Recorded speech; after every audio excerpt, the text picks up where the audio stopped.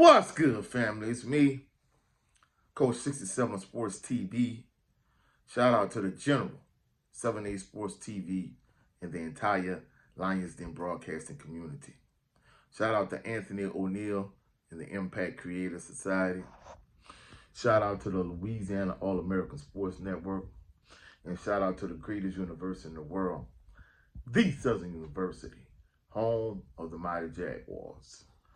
In this particular video, I'm going to talk about why I no longer attend the Boombox Classic.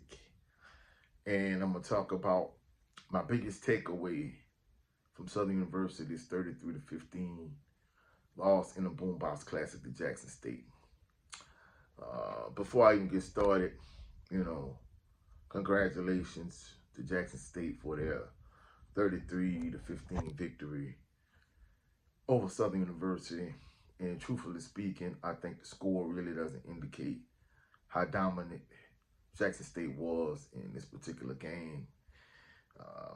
And I mean, the thing that's, that's kind of disheartening to Southern University fan and a member of Jaguar Nation is the fact that Jackson State scored on their first 4 possessions.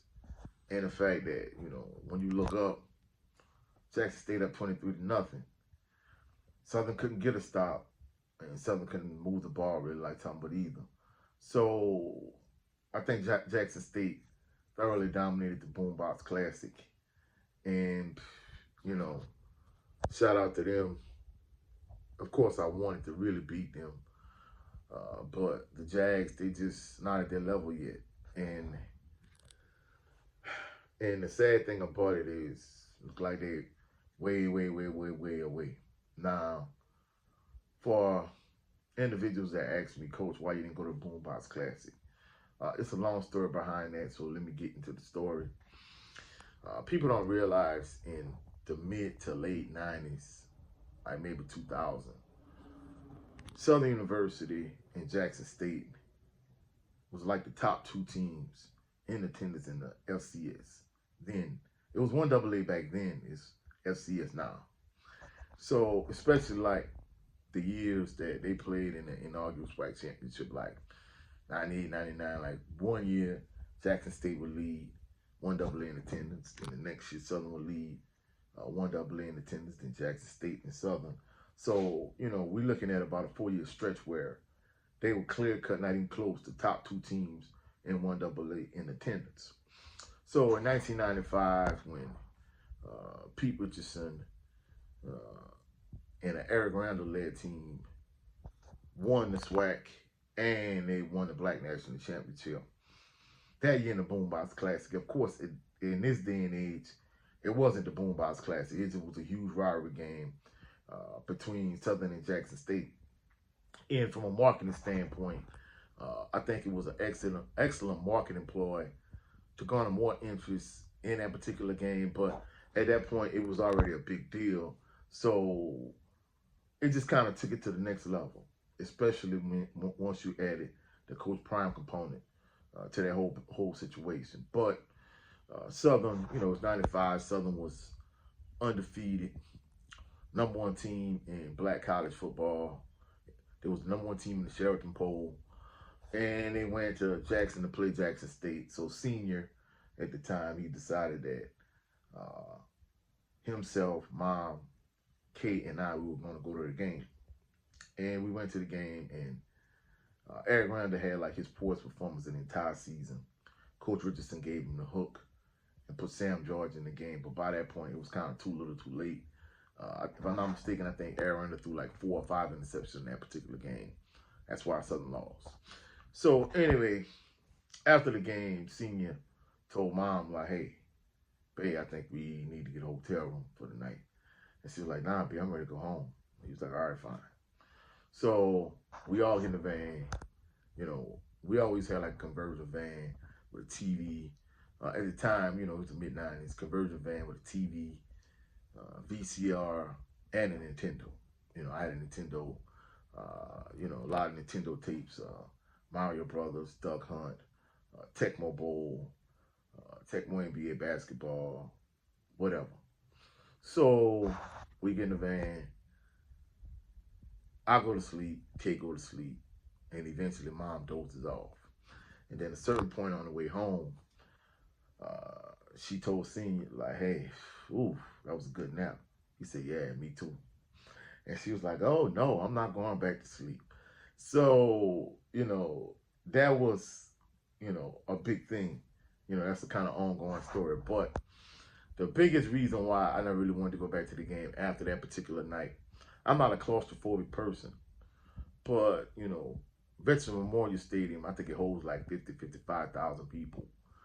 And, you know, I don't know how it is now, but at the time, like the lower level Veterans Memorial Stadium was reserved seats. The upper level was general admission. And I think if, just say it holds 55,000 people, just kind of spitballing. They had to have about 60,000 people at the game. Because literally, they had people sitting all in the aisles. You had people standing up all over the place. And I'm not a claustrophobic individual, but I felt suffocated that night.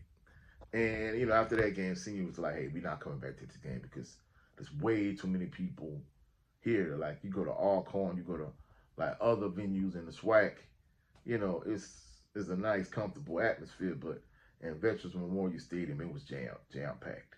So that's the reason why, I'm not a claustrophobic person, but even if you look at the stands, I think ESPN Plus really didn't do a service to how many people was actually at the game. It's like they intentionally show like the vacant areas in the stadium. That's just my personal opinion. But that was the reason why I say I'm never going back to that game. But my biggest takeaway from the Boombox Classic is Southern University. I mean, I'm still hopeful, but at the end of the day, I'm a realist. Southern University has fallen from grace in terms of like kind of being one of the blue bloods in the SWAC with Jackson State, with Alcorn State, with Grambling. I mean, the football program is nowhere near where it used to be. And, I'm trying to be patient with Coach Graves and the staff. But, the biggest issue I had in the McNeese State game was I felt like they were the exact same team as last year. They didn't progress in it. They didn't turn a corner at any point. And I hate to say it, this upcoming game against Prairie View is a must-win game.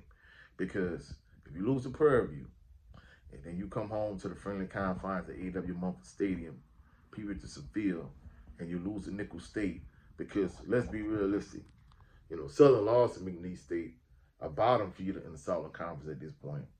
And Nicholls State is the elite team, one of the elite teams in the Southern Conference. So you could look up easily and be 1-4, and things could go from bad to ugly. And then the friendly confines of A.W. Mumford Stadium, P. Richardson Field might not be so friendly. And then in addition to that, you got Alcorn State for homecoming. Man, I mean, it could get pretty rough for Coach Graves, and Jaguar Nation could turn quickly.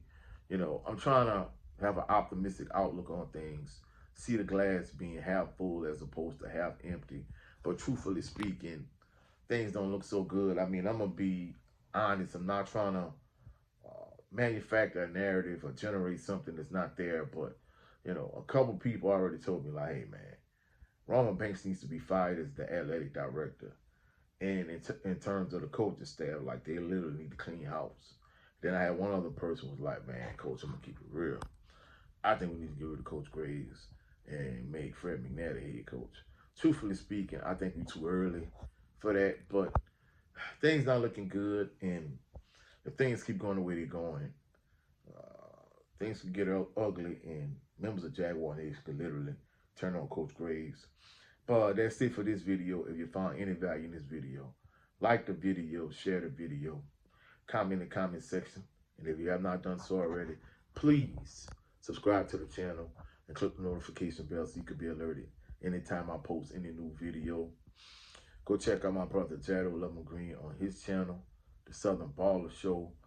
Sunday we had a college and NFL edition of The Southern Baller Show. So go check it out. Also, check out my brother Brent Fox on his channel. He has a show called It's Just Me, starring Brent Fox. He talks about some boxing. However, he's a Pittsburgh Steelers fan, so he primarily talks about the Steelers and NFL topics. And also check out the Louisiana All-American Sports Network. I'm doing some broadcasting for them. So go on their website, check them out. And we have a brand new show that we coming out with pretty soon called the Jaguar Prowl. We're gonna upload the first few episodes pretty soon of the Jaguar Prowl with myself as the host and talking about the similar topics that I talk about here on my channel on the Louisiana All American Sports Network. And also check out my brother Cadillac Red Supreme Beast Boxing Talk on his backup channel Supreme Beast After Hours, where we have the coach's playbook with himself, our other LDBC brother 503 Lion. Come check us out as I kick it with the usual suspects, at least two of them anyway. And we talk about coaching issues that we all face from a coaching perspective. 503 from a coach's and a parent's perspective. Cadillac Red from a parent and a coach's perspective.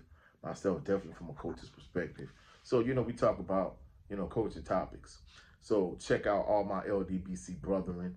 I'm going to share all of their channels and videos in the community section of this particular channel. Hopefully y'all enjoyed the video. Y'all have a blessed, phenomenal day. Peace and blessings.